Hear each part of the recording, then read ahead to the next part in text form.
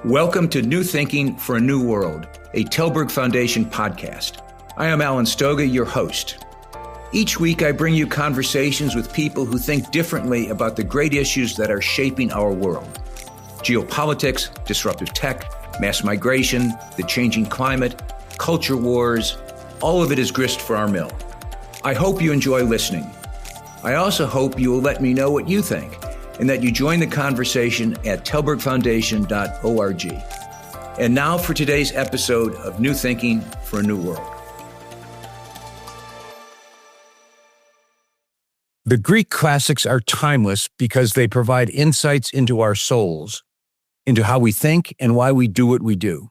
Of course, few of us regularly read or ponder the wisdom of those epic tragedies. But what if they could be made accessible in ways that shed light on the specific challenges of life in the 21st century?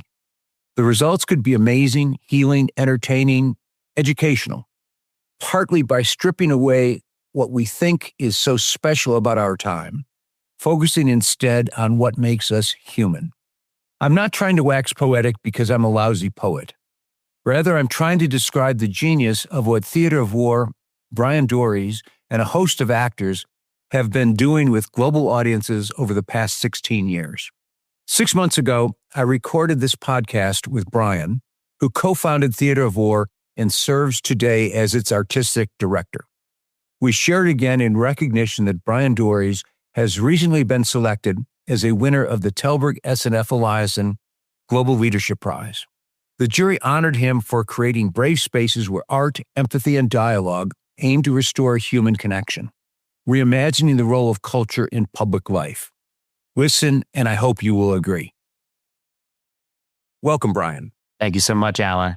Let me do a quick setup. Theater of War Productions, which you co-founded and of which you are the artistic director, works with leading actors to present dramatic readings of seminal plays followed by town hall discussions. Those are sort of the key elements. I know it works because I've been privileged to be in a few of those audiences, but I'd like you to share the origin story. You're a classicist, but how did you connect the dots from 400 BC to real people and real issues in the 21st century? Oh, thanks. That's a great question. So I started this journey studying Greek and Latin and Hebrew at Kenyon College in rural Ohio, and graduated with this hunch that I wanted to pursue these plays, these ancient Greek tragedies I studied further. But I didn't know how or when. And it wasn't until they spoke directly to me that I saw the path forward. And the way that happened was I lost someone I loved, a girlfriend who died of cystic fibrosis when she was 22 years old. I was her principal caregiver for about 5 months toward the end of her life. And I was 24, 25 at the time. And being a caregiver for someone who was terminally ill in my mid-20s brought me into direct contact with some of the extreme human experiences described in plays by Sophocles, Euripides, and Aeschylus. And all of a sudden, caring for someone I loved, not being able to stop her suffering, feeling complicit at times in her suffering, facing questions of life and death, and losing someone I loved, the place all of a sudden that I'd studied as a student in college were no longer academic. It was as if they were written like letters from the ancient world to me or for me or about me. And they brought me solace and relief to know that I wasn't the only person who'd felt, fill in the blank, this ashamed, this alone, this cut off from one's community, this isolated.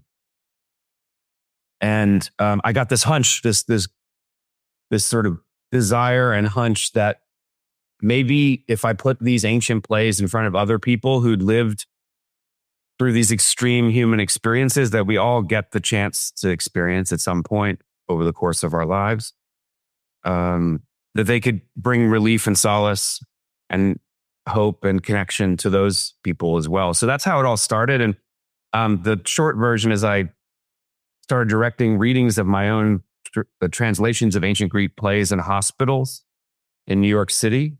for doctors and patients and caregivers and nurses.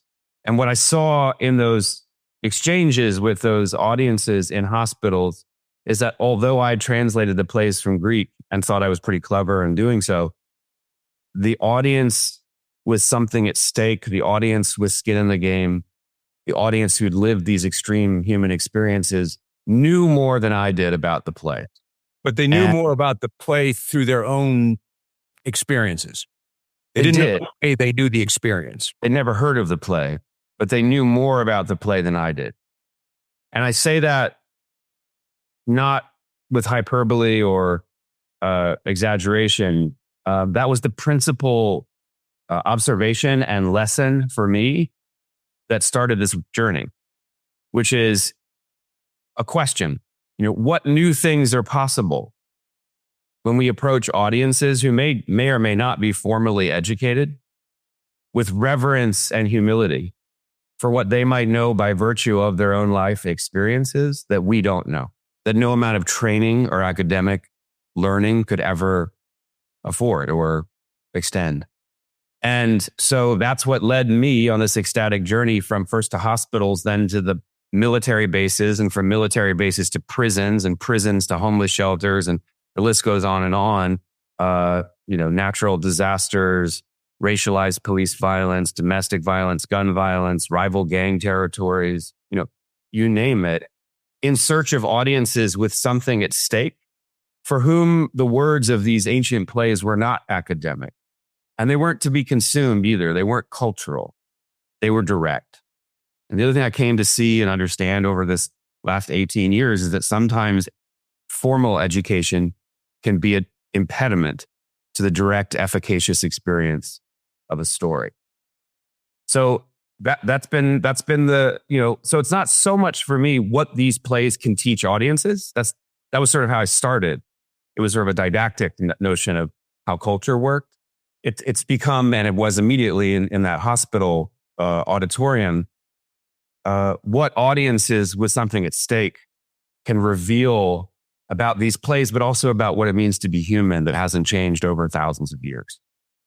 So I'm trying to imagine how the first time you got in front of a group of Marine combat guys who are already experiencing the horrors of war and tried to persuade them to sit still for a little bit while they listened to a reading of whether it was Antigone or whatever play you wanted them to listen to.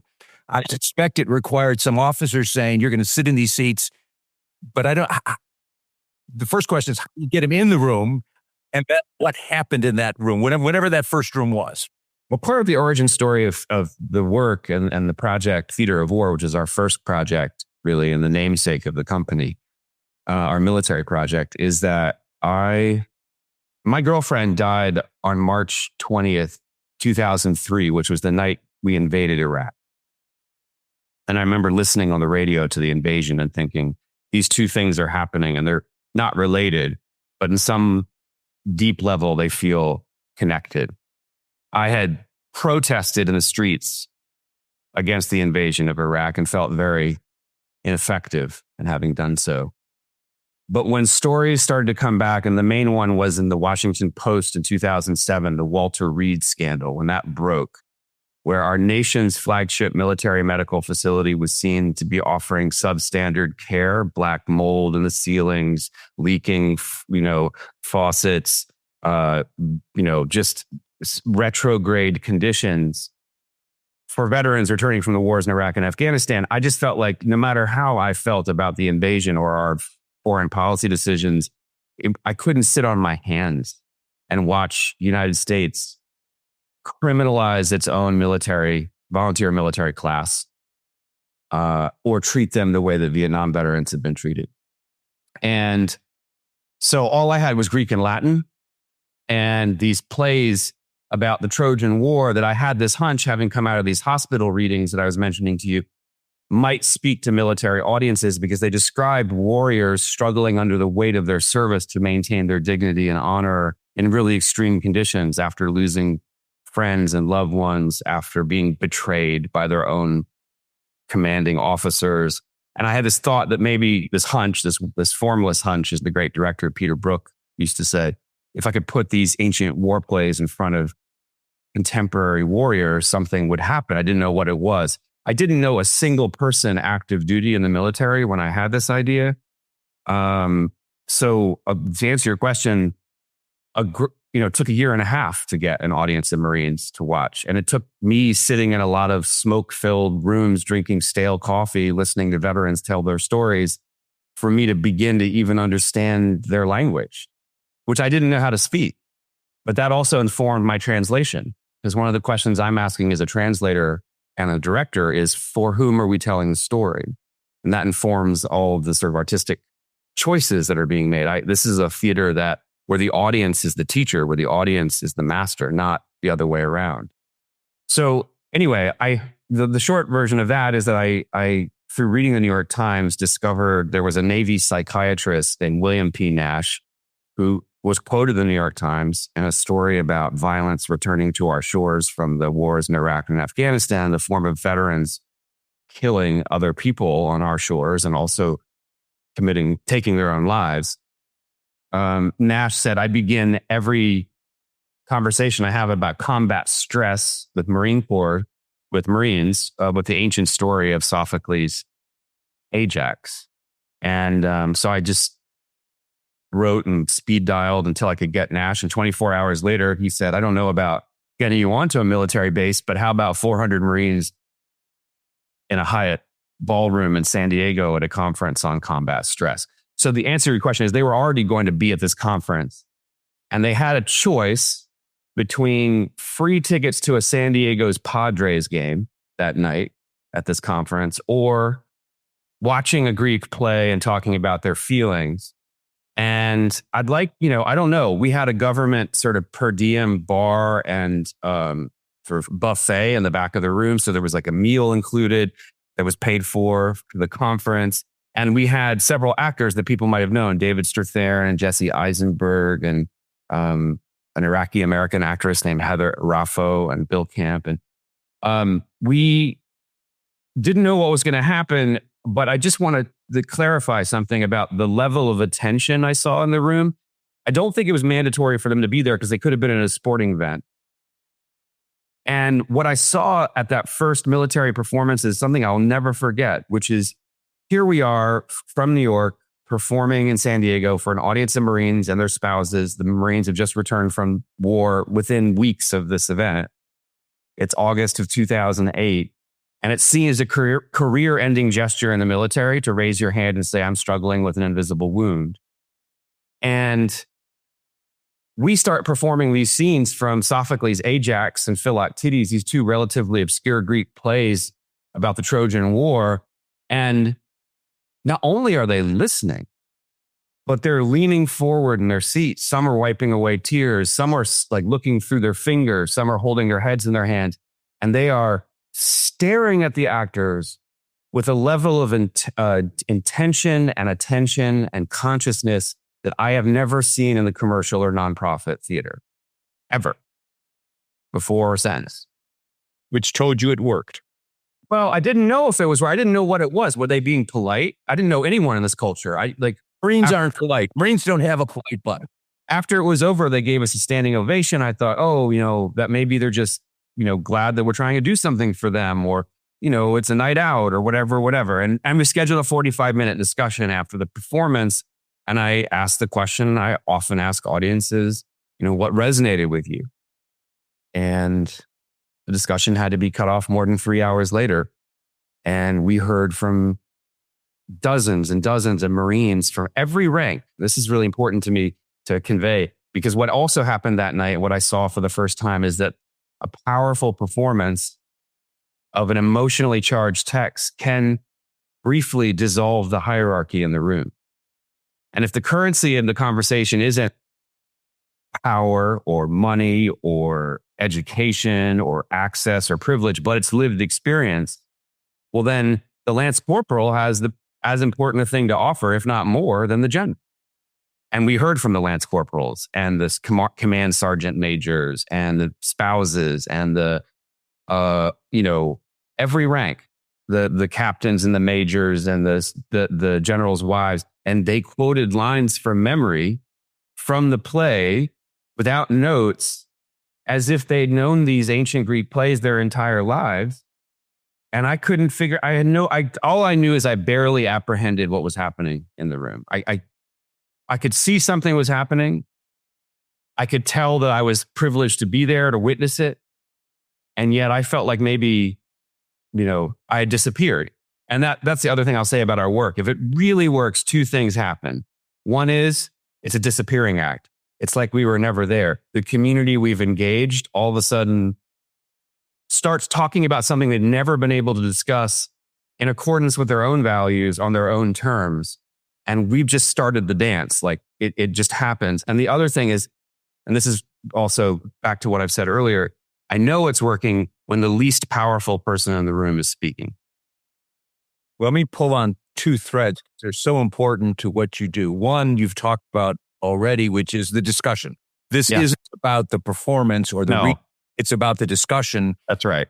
And that's the genius of this whole approach.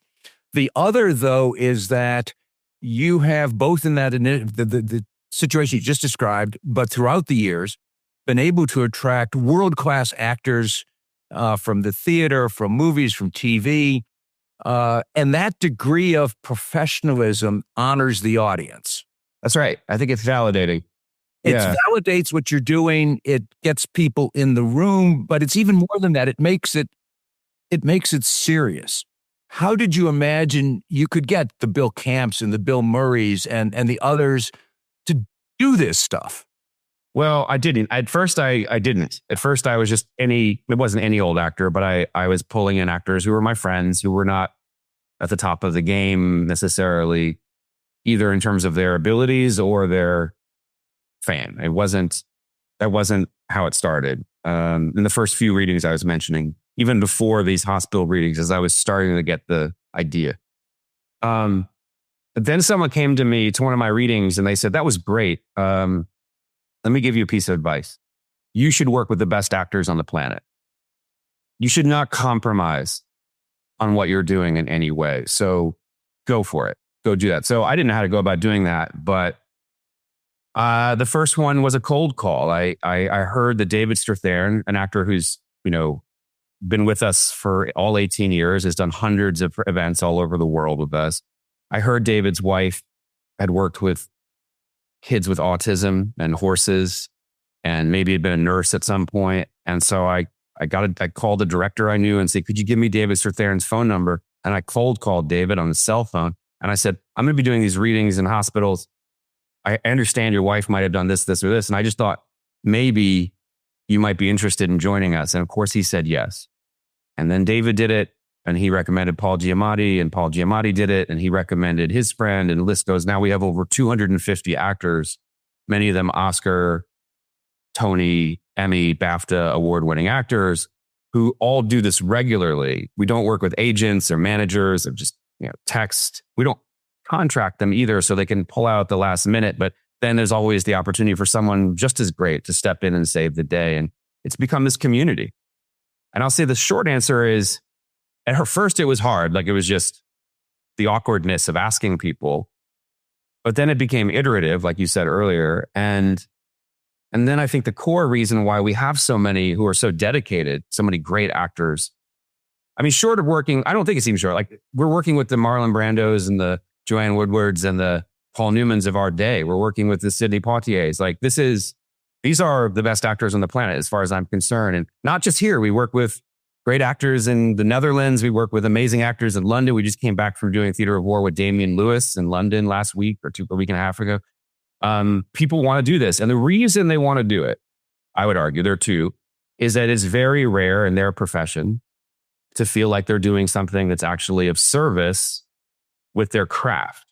Sometimes with their celebrity, they can do things that are of service. But to know that how I perform this line in Sophocles or Shakespeare or Ibsen or O'Neill could actually have the impact on the trajectory of a single human life. Someone who then raises their hand in the discussion and says, I now see that I need help, or I understand my parents for the first time because of the way you read that line, or whatever it is. And it's palpable and it's direct and it's in the room.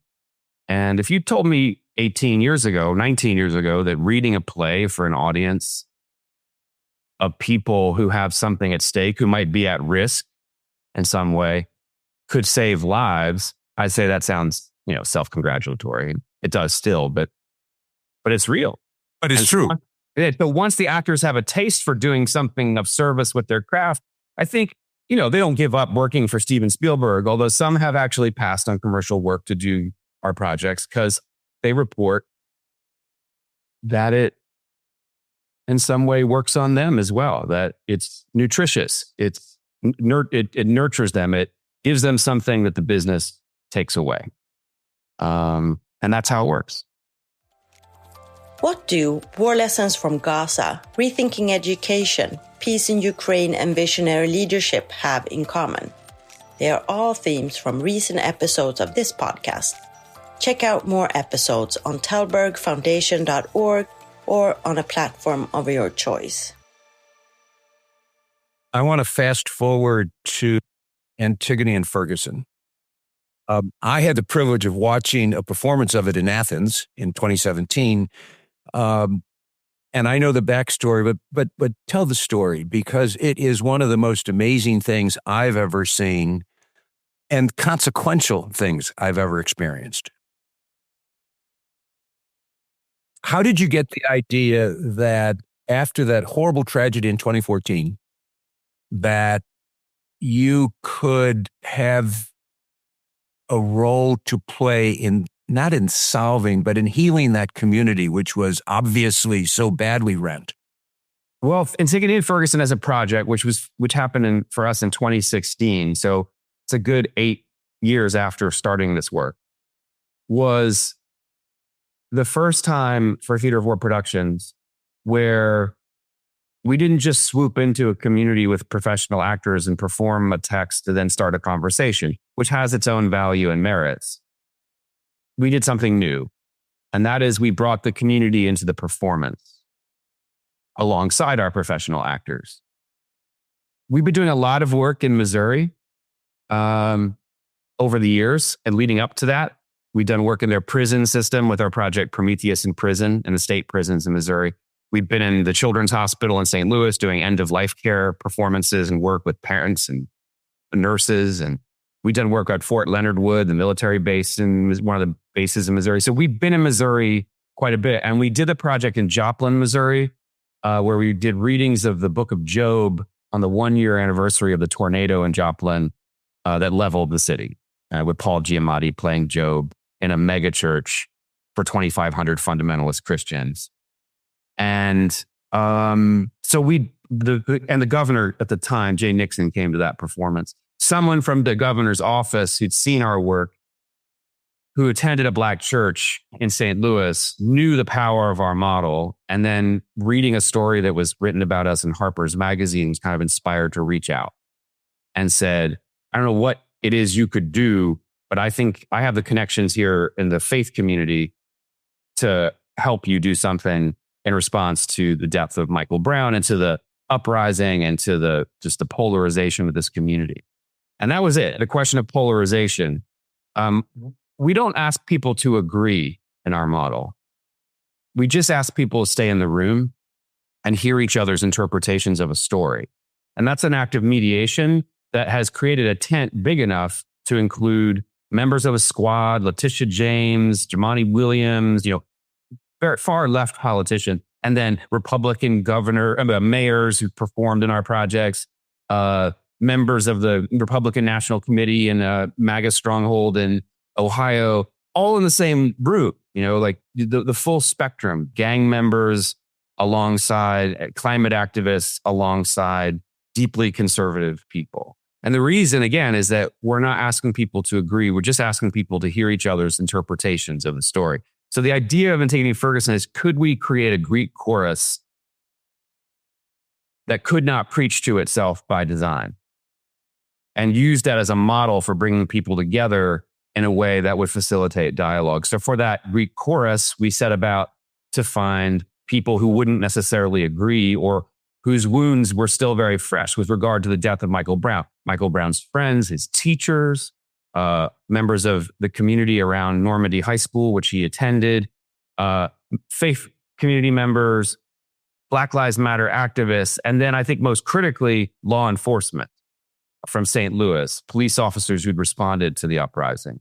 And could we get them all in the same room, give them the lines of Sophocles' Antigone's the chorus, the Theban elders, set it to music written by someone in St. Louis, and then see what would happen if we invited audiences that were as diverse as the chorus to come into the room and hear this music and hear these interpretations and join us in dialogue. And, so the brief version of that is, we premiered the project on the stage that Michael Brown graduated from at Normandy High School in 2016, that fall, 2 years after his death. And it took off. I mean, we traveled the country and the world. We took it to Greece, where you saw it, and back for many of the chorus members, it was their first time out of the country.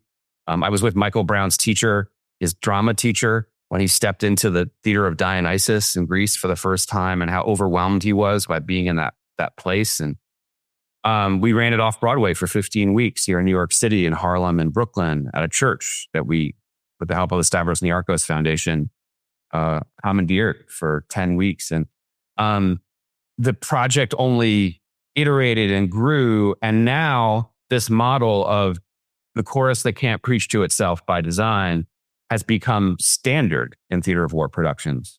It's one of our other strategies. It's one of the other layers of our work. So our most recent iteration of that was we were commissioned by Columbia University to develop a project to address the unrest on campus and bring people together and sit them at the table. And so we did readings from the Iliad and the Trojan Women with a chorus that included Palestinians, Israelis, IDF veterans, Lebanese Christians, protesters, you name it. And again, the objective wasn't to ask them to agree. It wasn't a group hug. We weren't going to resolve Middle Eastern war or conflicts, but we could create the conditions where people could maybe hear and acknowledge each other's tragedies by way of the mediation of an ancient story. And that's how Antigone Ferguson continues to reverberate through our work. As we engage in more and more polarizing topics by using the idea, the model of the Greek chorus as the thing that can bring people together. As you've described it, theater of war productions has very much evolved over these almost 2 decades. One of the things I've seen you do recently is tackle long-form journalism, which I find enormously fun, and using articles from The Atlantic and other sources, and have, again, great readers read them with enthusiasm and style and professionalism, and then open conversations about it. And that's been about the pandemic. It's been about all sorts of topics. And it is fascinating to watch models evolve. This one surprises me. It surprised me too. It was my colleague, Marjolaine Goldsmith, who's our company manager. She's an actor in the company as well, and also designed all of our work on Zoom during the pandemic, which was a major iteration for us. Our first event on Zoom was for 15,000 people from 42 countries on May 7th, 2020, with Oscar Isaac and Frances McDormand performing Oedipus the King. And it was a whole new ballgame for us because of Marjolaine's innovations, that we could bring people into dialogue across borders and boundaries without the intervention of corporations or countries or advertisers, and have pluralistic exchanges. And that hasn't stopped for us. Our work is hybrid. It's ecstatic. We have hyper-local conversations in the oldest Black church in America, or the football stadium, the University of Notre Dame on the field, or a bar in Toronto, that are hyper-local and also global in scope, people participating all over the world.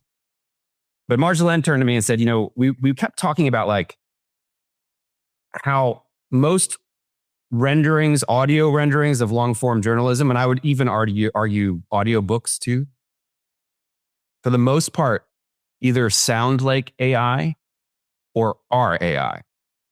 And I still don't fully understand why that is. Partly on the journalism side, I think it has to do with the sort of false notion that the dispassion of the reporter or the writer has to extend to the actor who's reading the piece.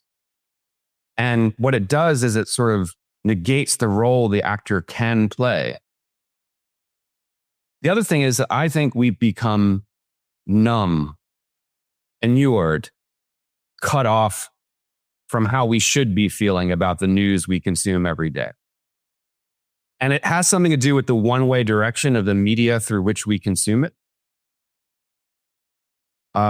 It's great that we've democratized these media in some ways. It's also problematic, but we have access to information. It's just that we don't have access to forms where we can exchange our feelings, our ideas, our interpretations of that information very readily, except in these very flattened manners like Twitter and, TikTok. And so one of the things that we're interested in is, can we build a social medium that's capacious enough to hold the emotions and the ethics that are required of us in discourse about what's happening in the news?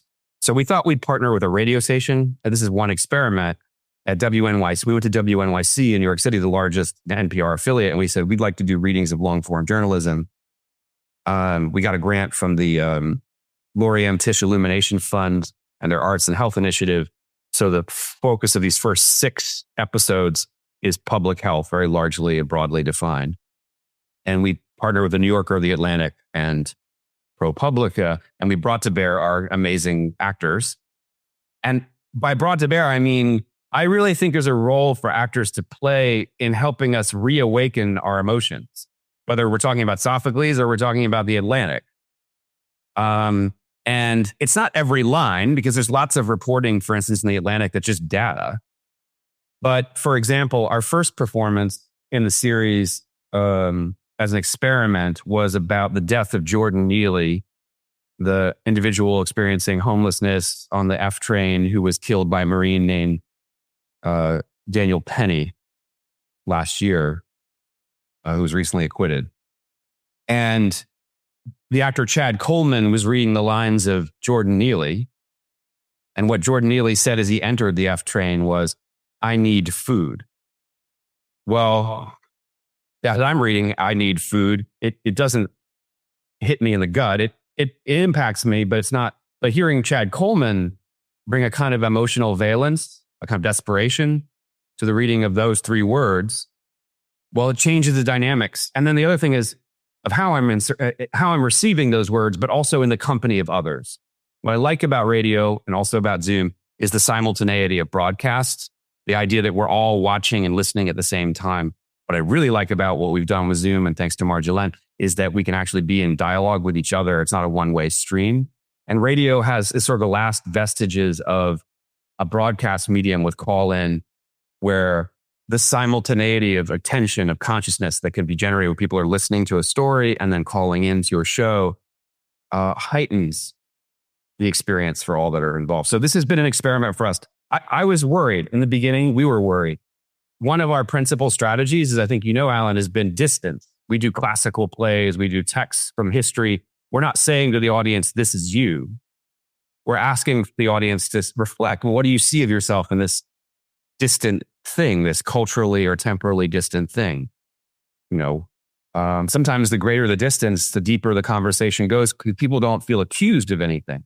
What if, by doing long form journalism, it felt too close to the bone, or too much like documentary theater, which is so rife with so many ethical issues. I never really wanted to touch that form of theater. It turns out the other leg of the table that's so critical to our projects working, as we've discovered in this series, is having audiences curated with something deeply at stake. So by performing long-form journalism, not just for the general public, although we pick topics that affect everyone: mental health, the pandemic, Ozempic, most recently, ghost networks and insurers, fatherhood, having audiences that, have, our last one was about domestic violence and gun violence and the intersection of the two in a rural county and 2 rural counties in Tennessee. Having people in the audience who had a direct experience with domestic and gun violence be part of the audience response in the audience itself undergirds the exchange so that I think it still works. I hope it still works. We're about to do our 5th episode or installment. But it's really exciting new territory for us. And I think scale for this project is doing one a week. Right now we're doing one a month. I think scale for this would be a nationally syndicated show where we're able to bring to bear these hundreds of actors, bring them into the fold and have them perform long-form journalism and have national discussions, global discussions about the news. Sometimes I hope as it's unfolding, so we could be performing stories just as they drop or break. And that would be, I think, another act of mediation, like mediating the media, creating a space where people can actually communalize their own emotions and discomfort and challenges in response to what the news is bombarding us with every day. And can we pick topics? This is one of the challenges that don't divide us further and then present them in a way where we'll hear from conservative as well as liberal communities. And that's the other thing we've been trying to do. And it's exciting because I guess the one thing I've seen over the last 18 years that I have come to take as an article of faith is that there's so much that divides us in our country right now. And this, I know, speaks to Talberg's mission and polarization. There's so much that divides us. And it's counterintuitive. But I think if we're able to tap into suffering that unites us, the things that we all experience that are actually painful, and create spaces where we can communalize that suffering, a lot of those differences, at least temporarily, can fall away and we can have an exchange. And that's what we're seeing with this series, with the long form journalism. One of the things I love about this initiative is that it really is an effort, maybe not consciously, to redefine journalism.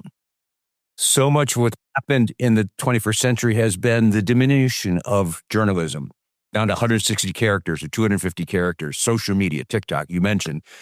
So long form still exists, but it's mostly ignored and some of it's really bad.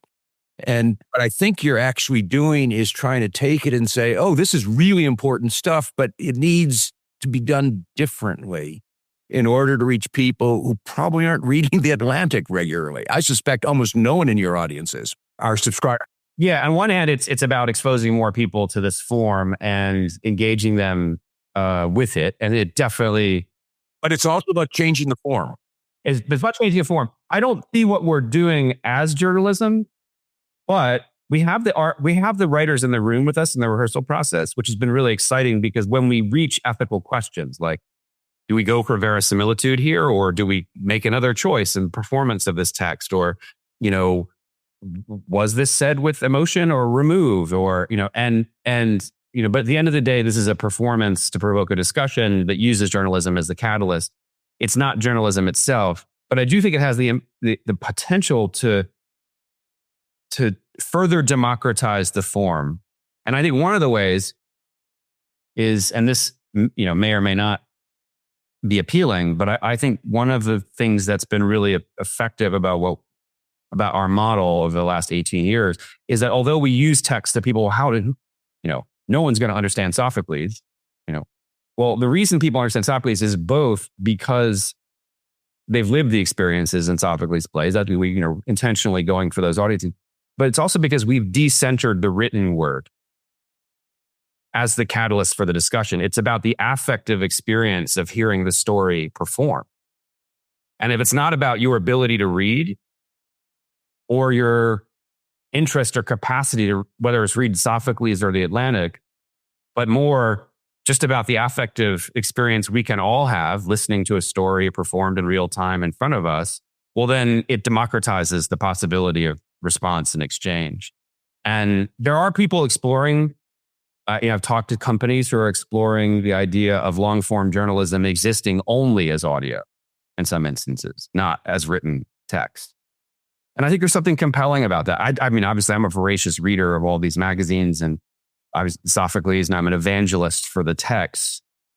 But I also think sometimes these cultural models that are sort of constructed for a very specific audience, whether we're talking about theater or we're talking about long-form journalism, in some ways are built to keep other audiences out just by nature of how they're constructed.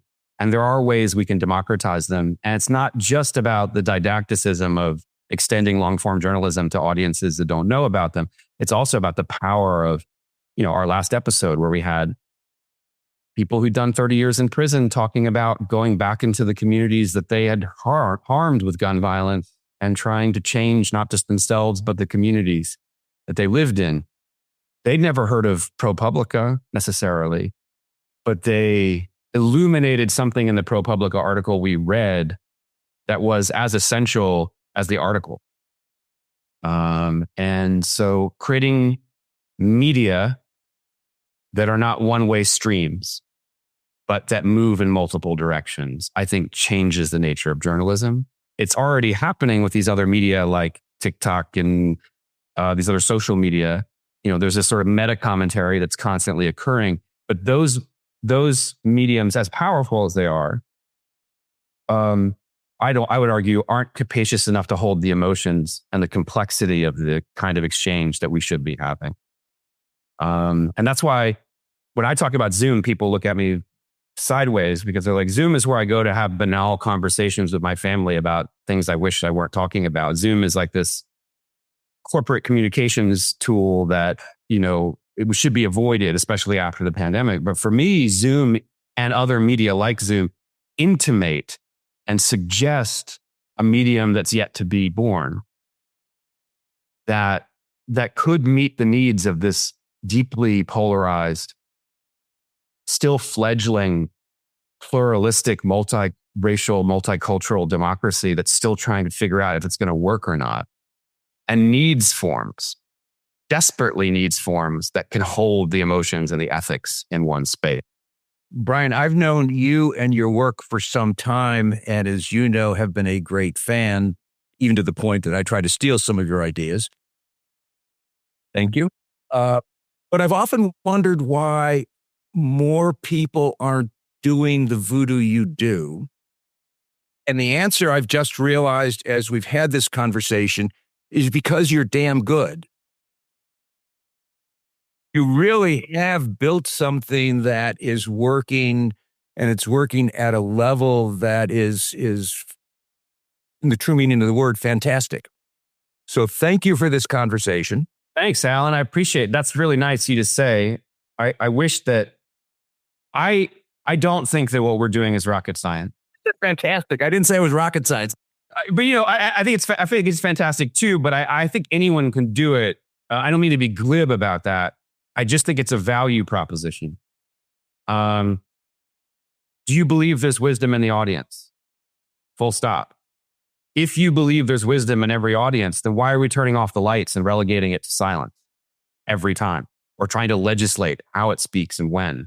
Or policing it when it enters a room? And these are the questions I leave you with, because if we truly believe there's wisdom in the audience, and I do, then we have to dismantle all of these structures we built to keep the audience silent, including, I would say, the basis of like naturalism in the theater itself and our cinematic spaces. The turning off of the lights, which happened sometime in the mid-19th century, from which we've yet to sort of awaken. What the Greeks knew, and I'll stop here, is that there had to be a place where we could see in both directions. And that's what amphitheater means in Greek, amphitheatron, the place where I see in both directions, where I see you and you see me and we see each other and we see ourselves reflected in stories. And we see that we're playing roles. And maybe we step back from the roles and we engage in a more direct and human way.